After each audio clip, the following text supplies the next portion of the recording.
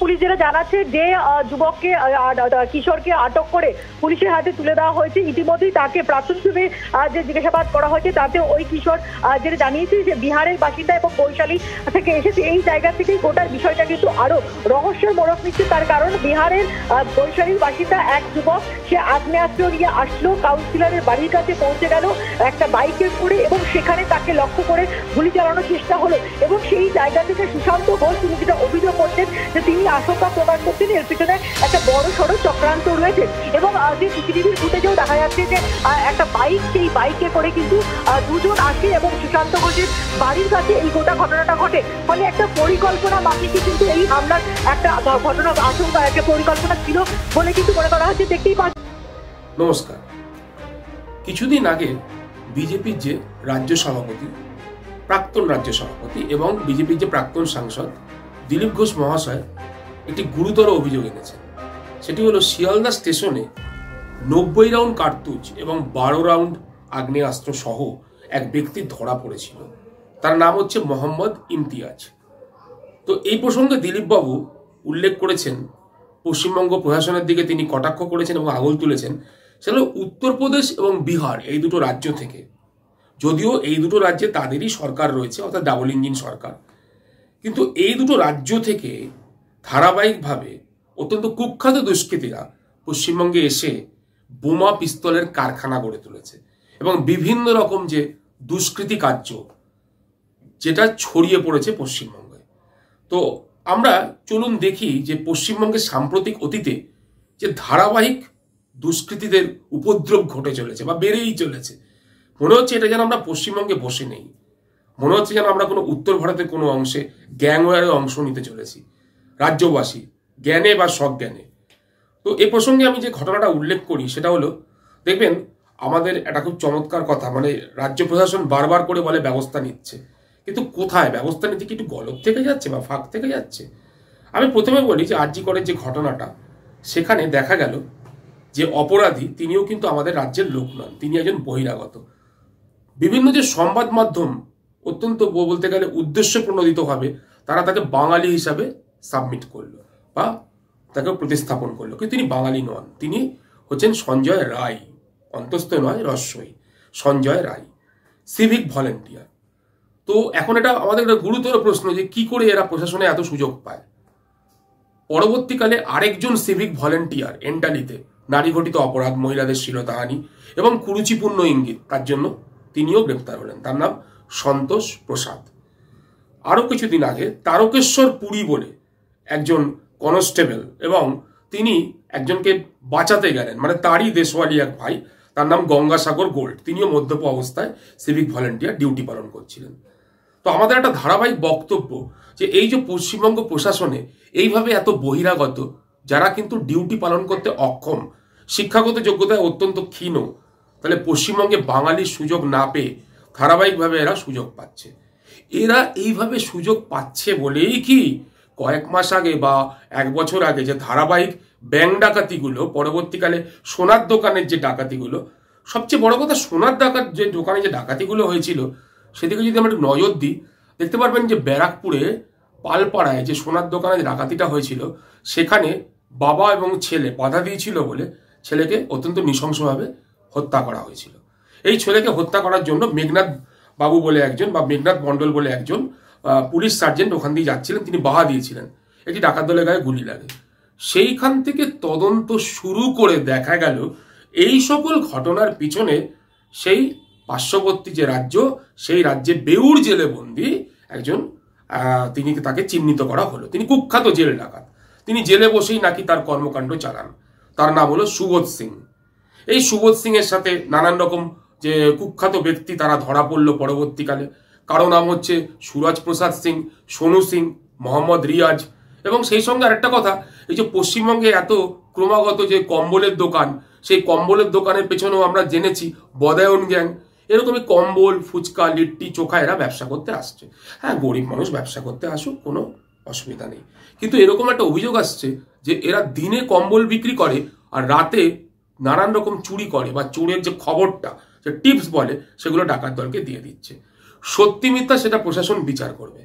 এই প্রসঙ্গে আরেকটা কথা উল্লেখযোগ্য যে এই যখন আমরা সুবোধ সিং এর দিকে যখন দৃষ্টি ঘোরাচ্ছি, তখন সেই সুবোধ সিং এর সাথে দুজন ডাকাত, খুব নামকরা ডাকাত, একজনের নাম হচ্ছে রাজবীর সিং, আরেকজনের হচ্ছে উত্তম কুমার উপাধ্যায় এবং সফি আহমেদ, আসিফ খান এবং সেই সঙ্গে রয়েছে জায়নাল আবেদিন। এই 5 ডাকাত এসছিল, আর দুজনকে ধরা যায়নি, তারা হয় পালিয়ে গেছে বা অন্য কোনো জায়গায় আত্মগোপন করে আছে। তো এই ডাকাত দল কি সাংঘাতিকভাবে তারা ব্যারাকপুরে যখন বিভাস চক্রবর্তী মহাশয়, একজন বাঙালি আইনজীবী, তাদেরকে ফাঁসির চেষ্টা করে মোটামুটি যাবজ্জীবন কারাদণ্ডে দণ্ডিত করতে পেরেছিল। যে ছেলেটি মারা গেছিল তার নাম হচ্ছে নীলাদ্রি সিংহ, সিং নয় কিন্তু, সিংহ, একদম খাঁটি বাঙালি, তার বাবার নাম নীলরতন সিংহ।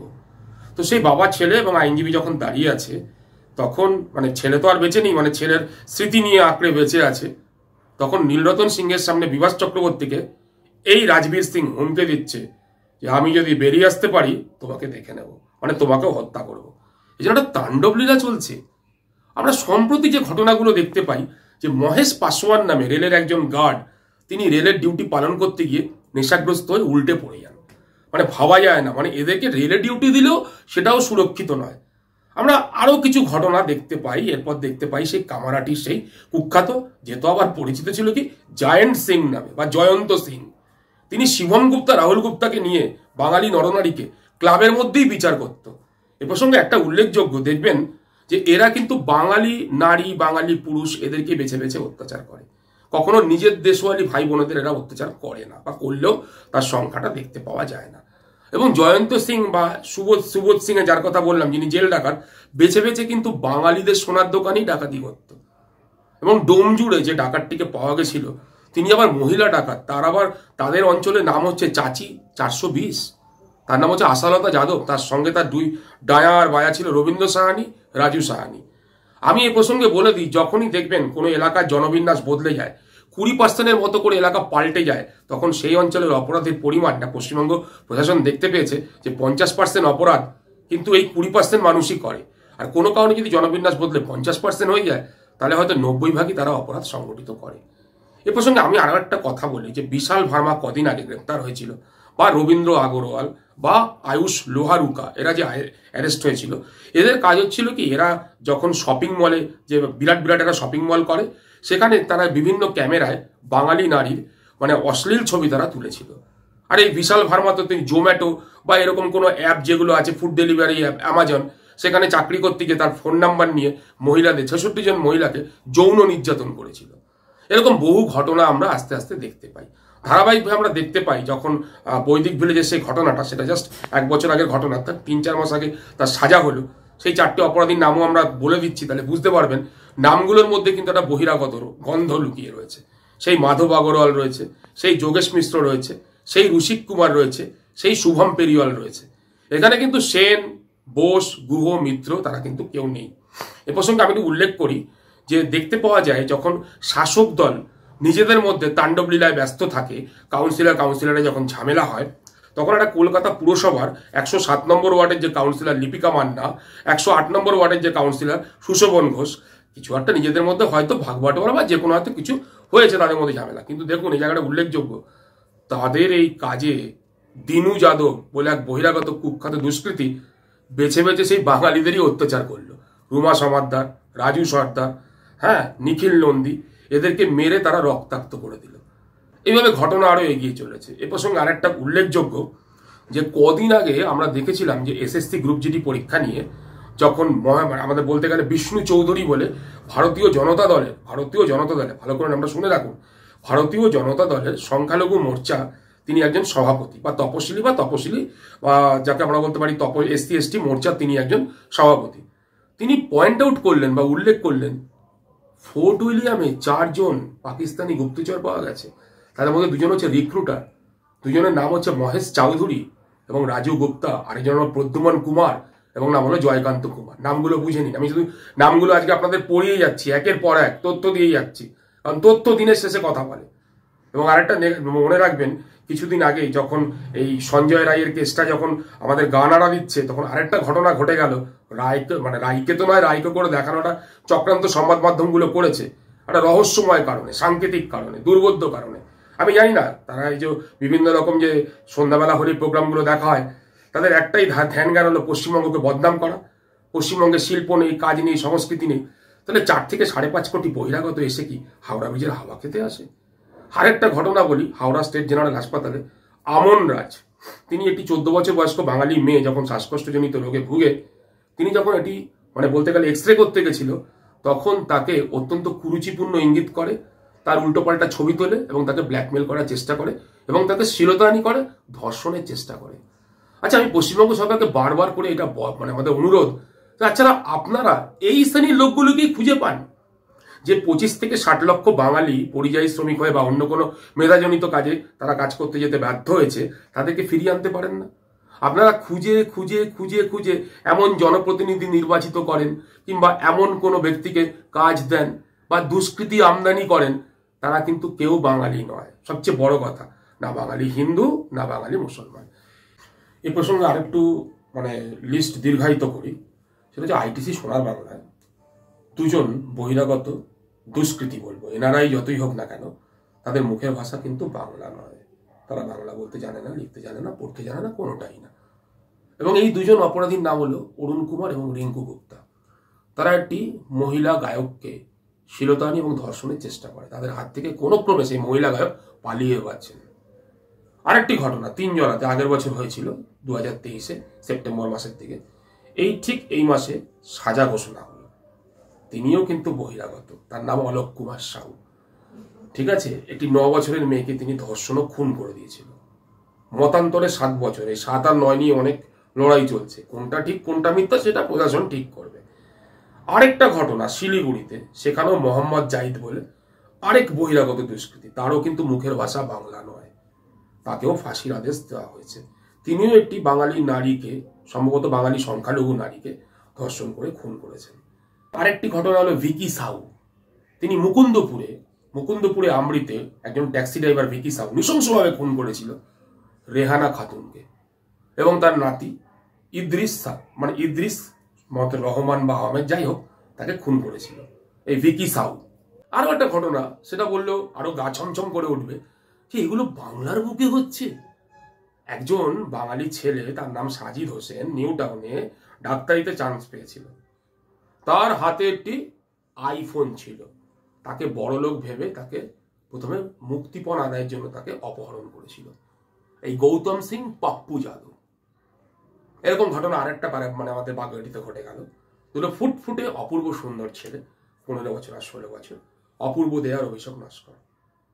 আমি এই প্রসঙ্গে বলি, এই বহিরাগতরা এসে বাঙালি নারীদের, বিশেষ করে নিম্নবিত্ত বা মধ্য নিম্নবিত্ত এমনকি উচ্চবিত্ত বাঙালি নারীদের নানান রকম প্রলোভনে ভুলিয়ে তারা বিয়ে করে শ্বশুরের সম্পত্তি হাতানোর জন্য। এরকমই এক বহিরাগত, বলতে গেলে বহিরাগত জামাই, সত্যেন্দ্র চৌধুরী, আরেক জায়গার নাম হচ্ছে সত্যেন্দ্র প্রসাদ, 2 ছেলে অভিষেক দে আর অতনু দেকে নৃশংসভাবে 15 আর 16 বছরে হত্যা করলো।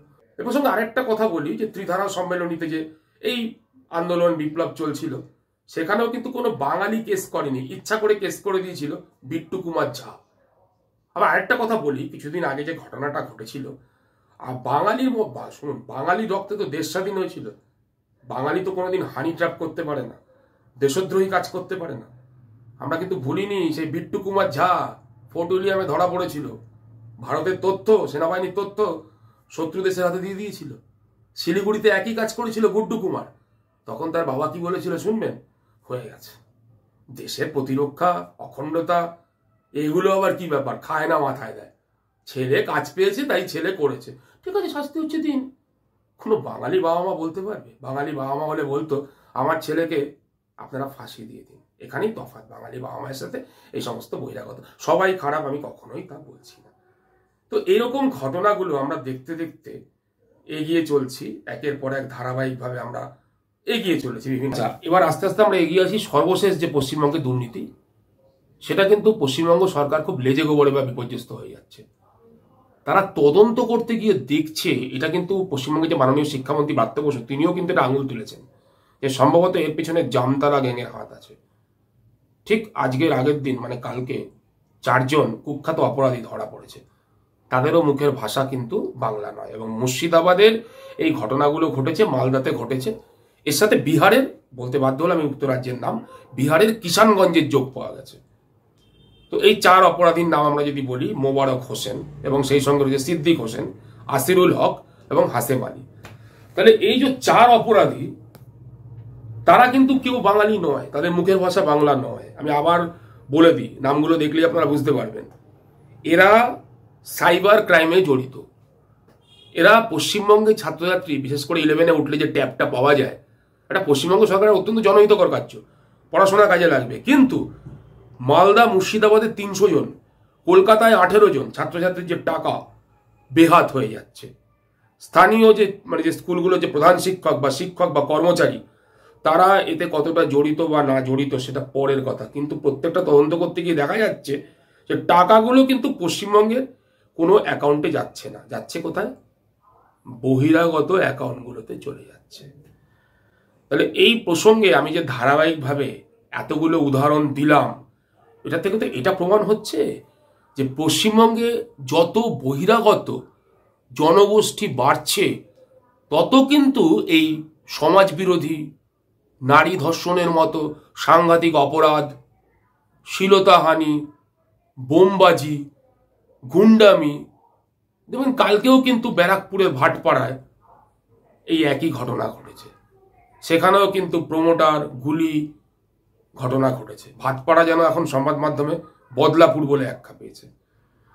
তাহলে এই ঘটনাগুলো, এই ভাটপাড়া, শিলিগুড়ি, আসানসোল, তারপরে মেটিয়াবুরুজ, তিনজলা, তপসিয়া প্রভৃতি ঘটনাতে আমরা দেখতে পাচ্ছি ধারাবাহিকভাবে এই যে দুষ্কৃতী তাণ্ডব, অপরাধীদের বারবারন্ত এবং সমাজ বিরোধীদের আখড়া হয়ে উঠছে, সেগুলো কিন্তু বা সমাজ বিরোধীদের মুক্তাঞ্চল হয়ে উঠছে।